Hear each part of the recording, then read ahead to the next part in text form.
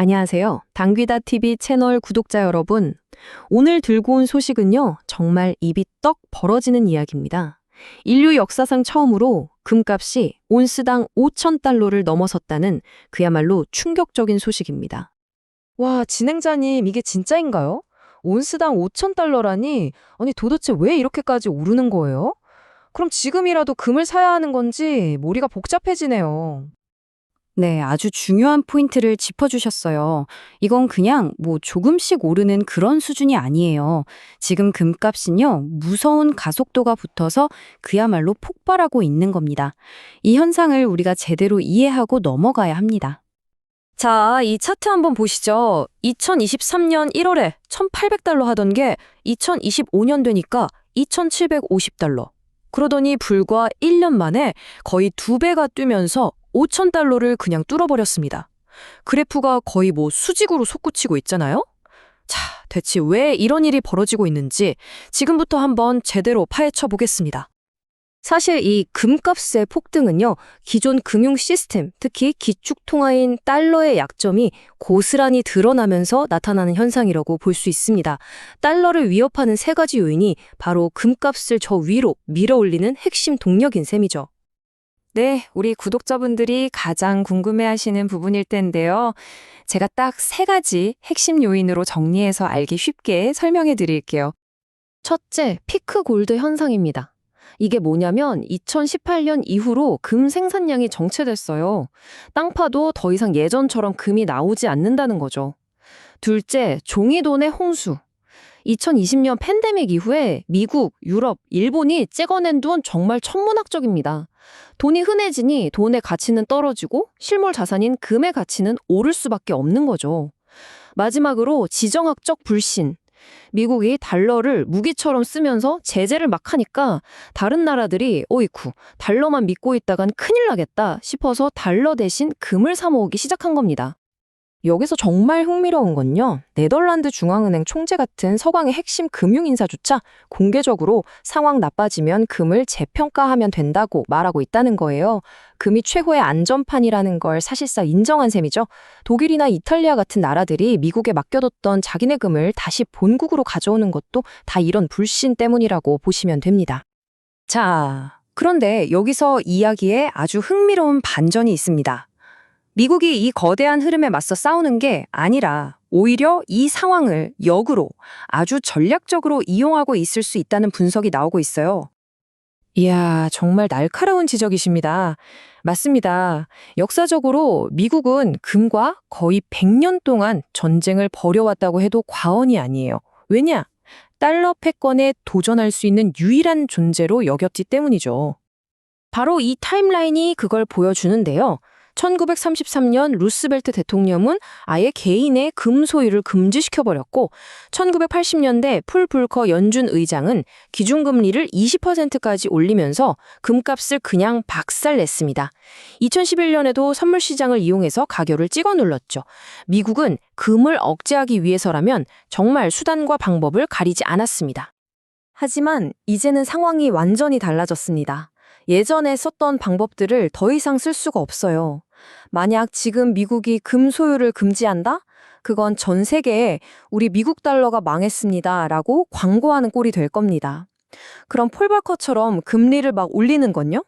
지금 미국 국가 부채가 GDP의 120%가 넘는데 이자 감당이 안 돼서 나라가 파산할 수도 있어요. 불가능한 얘기죠. 그래서 미국이 꺼내든 새로운 카드가 뭐냐? 정말 기가 막힙니다. 어차피 금값 오르는 거 막지도 못할 바에야 차라리 이걸 이용해서 우리가 가진 어마어마한 금의 가치를 재평가해버리자, 바로 이겁니다.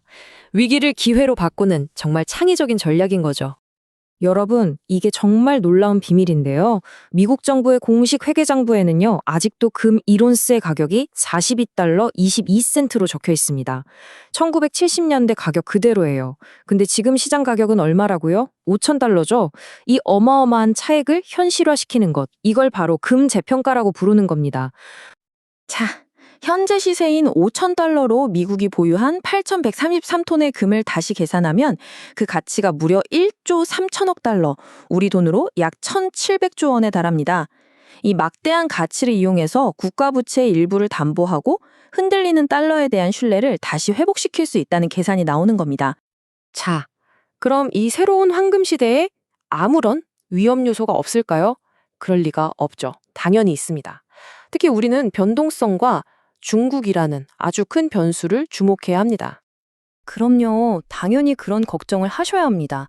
자산 가격이 이렇게 가파르게 오르면 항상 불안한 게 당연하죠. 그 위험성에 대해서도 명확하게 짚어보겠습니다. 일단 단기적으로는요, 시장이 너무 과열됐기 때문에 10%에서 20% 정도의 가격 조정, 그러니까 하락은 언제든 올 수 있습니다. 하지만 장기적인 대폭락은 정말 심각한 글로벌 경기 침체가 오지 않는 한 가능성이 낮다고 봅니다. 만약 정말 끔찍한 불황이 닥쳐서 너도 나도 현금을 구하려고 하면 최후의 보루인 금까지 팔아치우면서 일시적인 급락이 나타날 수는 있겠죠. 하지만 미국의 이 금 재평가 전략에는요, 정말 치명적인 아킬레스건이 하나 있습니다. 바로 중국이 그 누구도 모르게 어마어마한 양의 금을 사들이고 있다는 점입니다. 공식 통계만 보면 미국이 8,133톤으로 압도적인 1위처럼 보이죠. 근데 이게 함정입니다. 중국의 실제 금 보유량은 국가 1급 기밀이에요.